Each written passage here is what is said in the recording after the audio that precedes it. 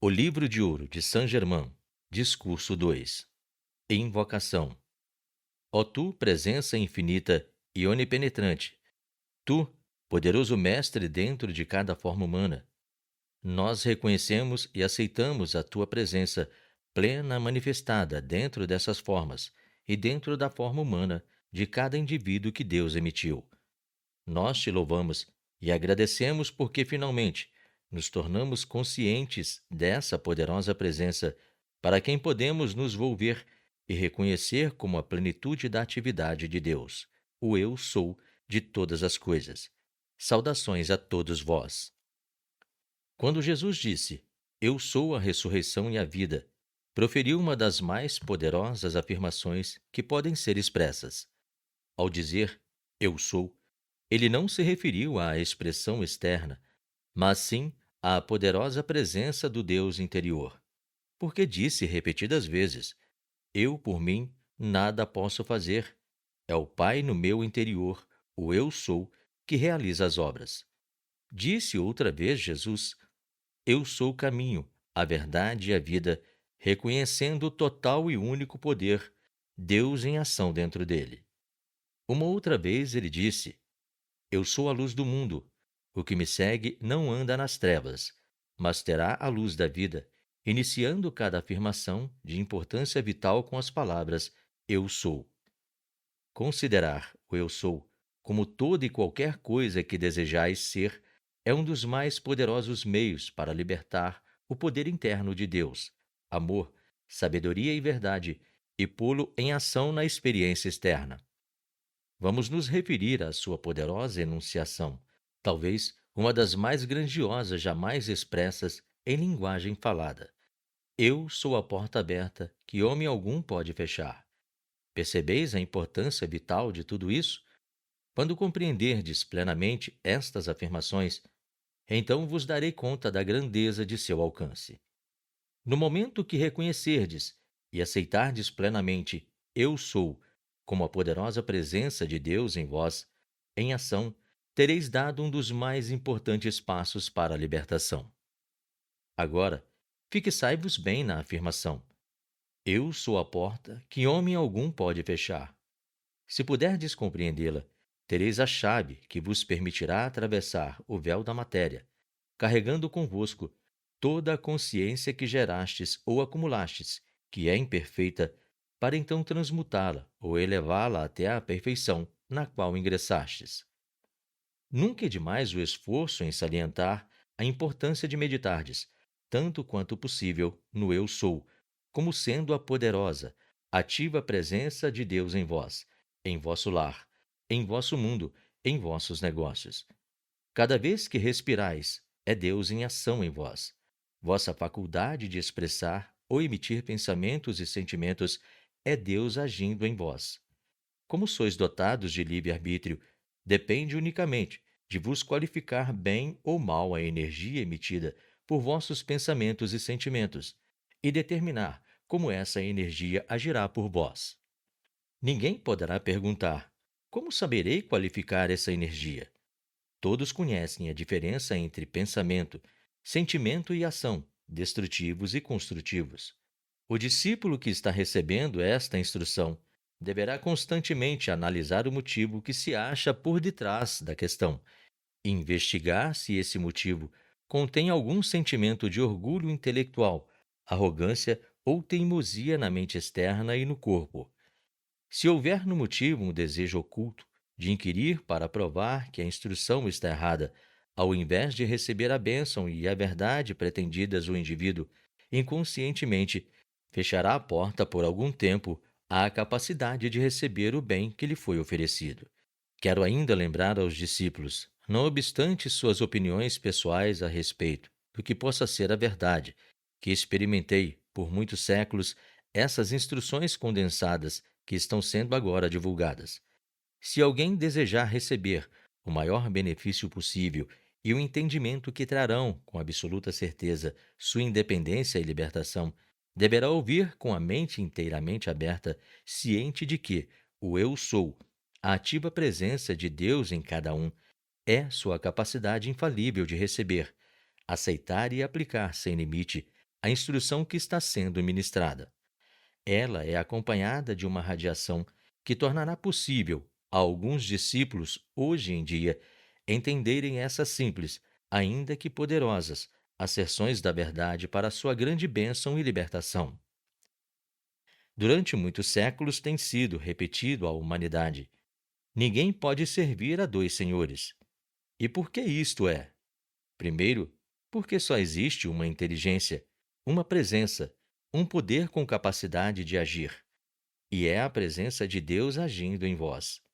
Quando vos inclinais à manifestação externa, dando poder a toda espécie de expressões e aparências, estáis tentando servir a um senhor falso e usurpador, porque a expressão externa só tem possibilidade de encontrar uma aparência através do uso da poderosa energia de Deus. Vossa capacidade de erguer a mão e ainda a vida fluindo através do sistema nervoso de vossa forma externa.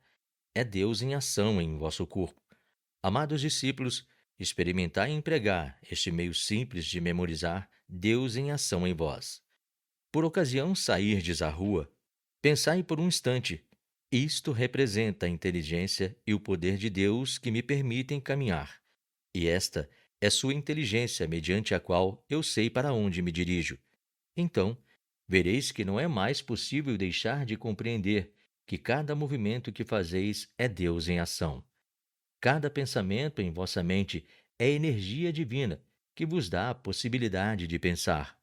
Quando admitirdes isso como um fato e que não pode haver dúvida a respeito, por que não adorar, depositar toda a confiança, crença e fé e aceitar essa poderosa presença de Deus em ação em vós, em vez de considerar a expressão externa que é vestida, qualificada e colorida pelo exterior, ou seja, o conceito humano das coisas indiferentes a uma poderosa presença que permite ao externo expressar-se?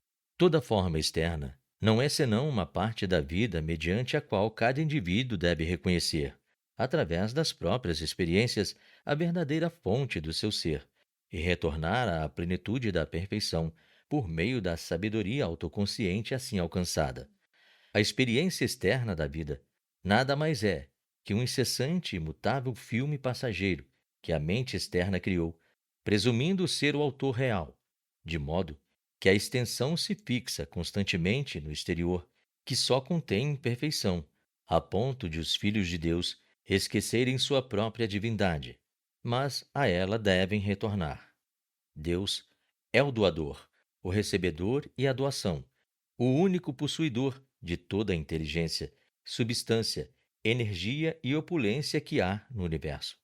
Se os filhos de Deus aprendessem a dar pelo prazer de dar, amor, dinheiro, serviço ou o que quer que seja, abririam a porta a uma opulência tão vasta que lhes seria impossível sentir falta de qualquer coisa na expressão externa.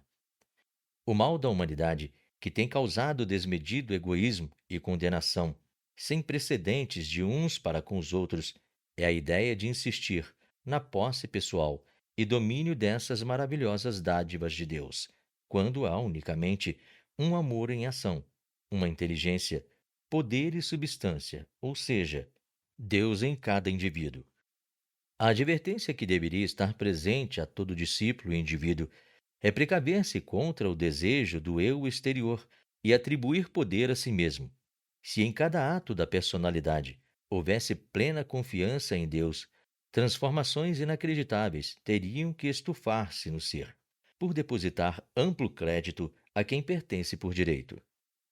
Raramente tem havido uma compreensão correta a respeito de suprimento e demanda. Há, positivamente, abundante suprimento onipresente, mas a demanda deve ser feita através que a lei do universo permita sua expressão para uso do indivíduo. O indivíduo, dotado como é de livre-arbítrio, deve conscientemente e com firme determinação fazer o pedido, e este não deixará de expressar-se, seja ele qual for, desde que a pessoa que pede mantenha a consciência resoluta e inabalável.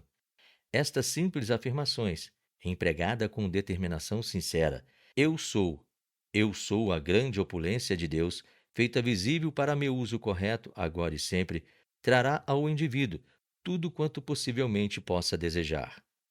O elemento limitador, do qual muitos discípulos parecem estar informados, é que eles começam declarando a verdade, como por exemplo nesta afirmação. Antes, porém, de se escoarem algumas horas, ao se analisarem honestamente, vão encontrar em seus sentimentos traços de dúvida ou temor. Isso, naturalmente, neutraliza em grande escala a força construtiva, que de outro modo poderia efetuar rapidamente a realização do desejo ou pedido. Uma vez que o discípulo possa compreender integralmente que todo desejo ou pedido justo é Deus em ação, compelindo sua energia para a plena realização e que é sempre autossustentado, tornar-se-á consciente do ilimitado amor, poder e inteligência que possui para atingir qualquer objetivo.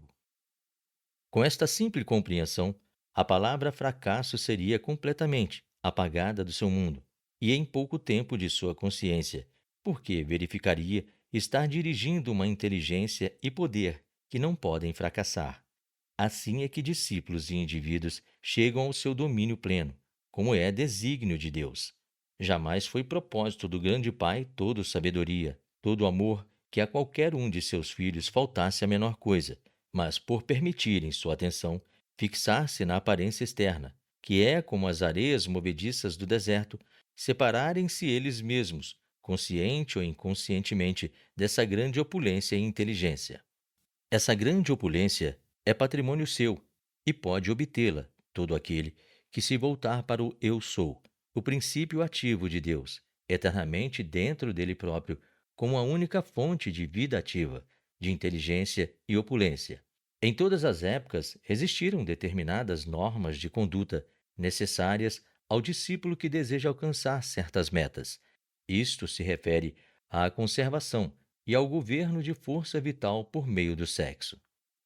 Para um indivíduo que tem estado usando esta energia sem nenhuma intenção de governá-la, dizer subitamente: deixarei isto, seja como for, sem a compreensão da atitude correta de conhecimento, seria simplesmente suprimir um fluxo de energia que pode fluir numa direção errada. Para o discípulo que deseja governar isto, provará ser muito eficiente a simples afirmação que se segue, se usada compreensivamente, mais do que qualquer outra coisa que em particular possa ser gerida. Ela controlará, normalmente e naturalmente, todo o fluxo da energia da vida e o conduzirá de volta ao interior de seus canais naturais. É a poderosa afirmação de Jesus: Eu sou a ressurreição e a vida. Essa afirmação não só purifica o pensamento, como também é a mais poderosa, exaltadora e ajustadora força a ser empregada na correção da maior das barreiras que impedem de atingir a plena altura da realização espiritual. Todo aquele que começar a sentir o impulso interno de corrigir essa condição e empregar com seriedade e constância a afirmação dada, fará subir essa maravilhosa corrente de energia ao mais alto centro situado no cérebro, tal como foi planejado originalmente. Ele terá a mente inundada das ideias mais admiráveis, de abundante poder sustentador e capacidade, que começarão a expressar-se para uso e benefício de toda a humanidade. Peço a qualquer discípulo que aplique isto e aguarde os resultados em sua própria mente e corpo. Senti profundamente esta afirmação de Jesus: Eu sou a ressurreição e a vida. Repeti-a 3 vezes, silenciosa ou audivelmente, e notai a elevação de consciência que experimentareis. Alguns terão necessidade de repetir várias vezes para sentirem a espantosa exaltação que outros experimentarão diante da primeira tentativa. Isso vos dará uma pálida ideia do que pode ser conseguido pelo seu uso continuado. Não há senão um meio de vencer uma condição perturbadora ou superá-la, que é, depois de conhecerdes a situação de que vos deveis livrar, afastai dela vossa atenção externa por completo, fixando-a persistentemente na afirmação acima. Qualquer condição que se deseje vencer na experiência externa pode ser prontamente superada com o emprego desta afirmação, tão bem como no caso de desviar o fluxo da energia mal dirigida. Eu tive uma discípula que sentiu o impulso interno de reconduzir essa energia poderosa. E o uso tão somente desta simples afirmação tornou-a capaz, com pouca ajuda, de elevar o corpo. Em um ano, operou-se uma transformação maravilhosa em toda a sua aparência externa. Parece incrível que tão poucos da humanidade possam conceber a poderosa importância dessas magníficas palavras de sabedoria contidas nas sentenças registradas atribuídas a Jesus e que são apenas uma parte das que ele realmente divulgou. Em tempo algum da história do mundo foram dadas tantas afirmações poderosas como as que ele ensinou. Cada uma delas, quando usada conscientemente, contém a radiação própria e o talento com que ele triunfou. Vós possuís não apenas este poder do Eu Sou, como também a assistência individual de Jesus quando fazeis essas afirmações. Dever-se-ia meditar com frequência sobre o significado real das suas poderosas afirmações, logo que tiverdes compreendido que vosso pensamento, sentimento e o fato de expressar o Eu Sou põe em ação a poderosa força de Deus em vós, sem qualquer limite, recebereis aquilo que constitui vosso desejo. O discípulo não deveria ter dificuldade em ver e entender que a aparência externa nada mais é do que uma distorcida criação do homem, que atribui ao externo a fonte de poder, quando um só momento de reflexão levá-lo-ia a compreender que existe apenas um amor, uma inteligência e um poder com capacidade de agir, que é Deus. O lado humano, quer seja os defeitos externos ou as discrepâncias, nada tem a ver com a onipresente perfeição de Deus. Tudo que é imperfeito é criação da concepção externa da humanidade.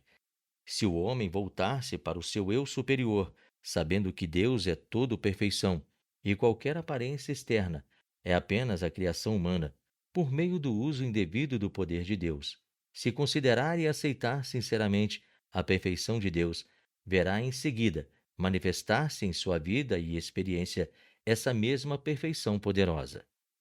Não há impossibilidade de trazer essa perfeição para a vossa mente, corpo e experiência externa, a não ser pelo conhecimento e aceitação da grande presença de Deus em vós. Tal reconhecimento pleno induzirá este poder interno a impelir essa perfeição de Deus para a vossa visível experiência externa. Dizei aos discípulos, como um mensageiro dessa verdade, eu sou, divulgando afirmações da verdade que positivamente produzirão resultados, se forem mantidas e usadas sem esmorecimento. Os discípulos pensam que delas não darão resultado, isso porque fazem hoje uma coisa e na semana seguinte esquecem tudo.